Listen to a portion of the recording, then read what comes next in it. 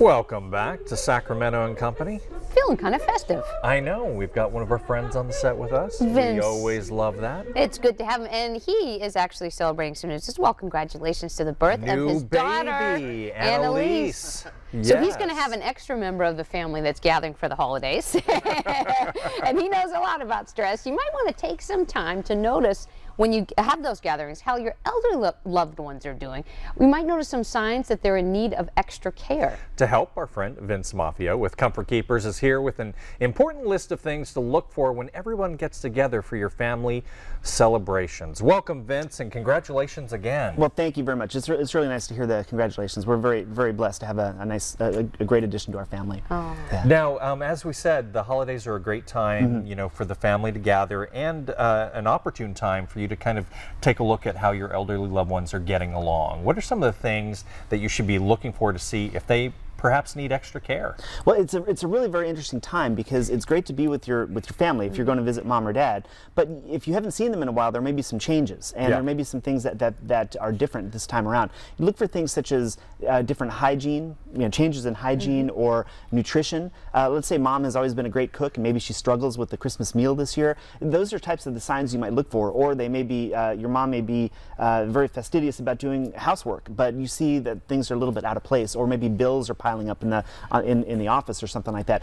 Those are types of things that we tell our families to look for, that a sign that a loved one may need a caregiver. Okay. And Vince, say you notice a lot of those signs. What kind of services does Comfort Keepers provide to help? Well, there's two main ways that we help our clients. The first is something, let's say a hospital discharge. So let's say a loved one is in the hospital for a hip replacement or other type of illness or injury. We work with all the discharge planners and case managers at all the local area hospitals and skilled nursing facilities. A doctor might say, well, I can discharge mom, tomorrow afternoon, but she's going to need some help around the house, getting around, transferring from one room to another, help with grooming, bathing, those types of things. In which case, the discharge planner will recommend to the family that they call Comfort Keepers. So that's one way that we take care of clients. Another way is simply reaching out to families who are what we call the sandwich generation, and these are people who are responsible for their own families. They've got their kids, they've got their jobs, they've got their lives, and now all of a sudden they're asked to be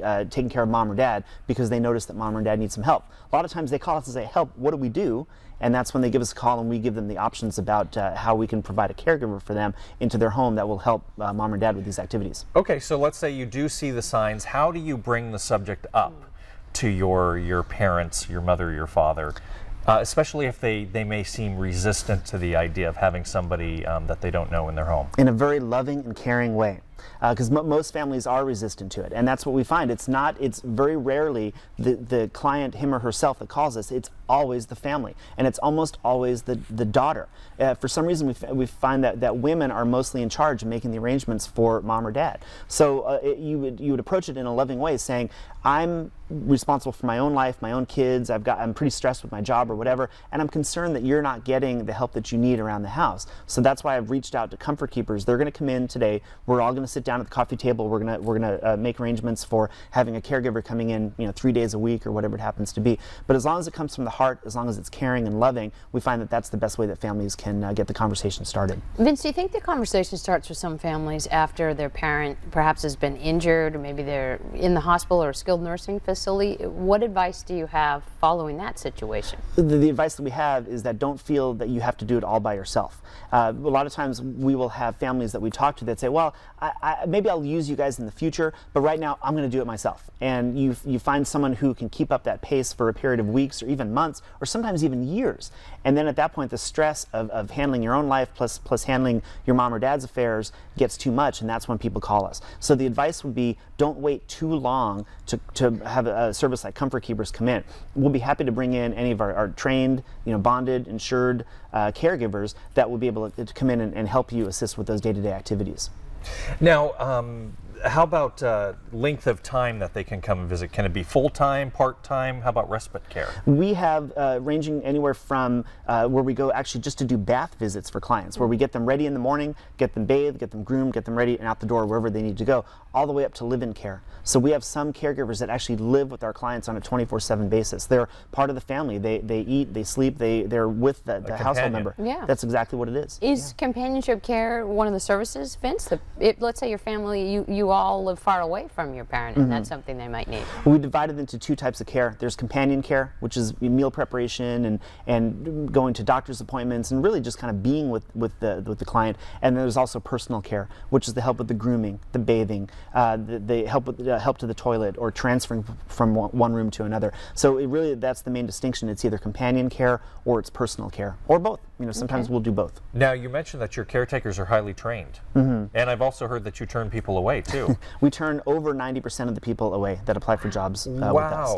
And it's for one reason or another. Either they don't have the proper caregiving experience, or something in their background is not acceptable to us. So we do background checks on everybody.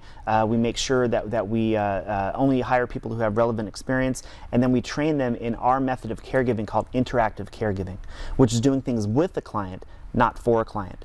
It's very easy to say, here's your lunch. But it's another thing to say, I notice you have a great cookbook here. Let's pick something out together. Let's take a look. Can you help me chop the vegetables? Or something like that, where you're interacting and involving the client in the activity. Keeping them engaged. Keeping them engaged, and it builds a much stronger relationship. Yeah. Vince, tell us about your special and make this easy for families. For Sacramento viewers, we're offering $100 off of our first week of caregiving services. The best way to get that is to give us a call. We get started with you right away at 933-8383. We also have our website, comfortkeepers.com. A lot of great new information and content on there. And I invite everybody to check out the website and learn more information. And you guys are in El Dorado County, Placer County, and Sacramento. That's exactly right. Okay. Yeah. Vince, thank you so much. And happy holidays, and congratulations again. Thank you. I appreciate it. Thanks a lot. Yeah, it's exciting. For you. There'll be new little stockings hanging There by will the be, that's right. fireplace. He's doing a little comfort keeping in his own home. Yes, he is. Good for you, Vince. For the younger set. All right. Well, the holidays are more than shopping and parties. It's an occasion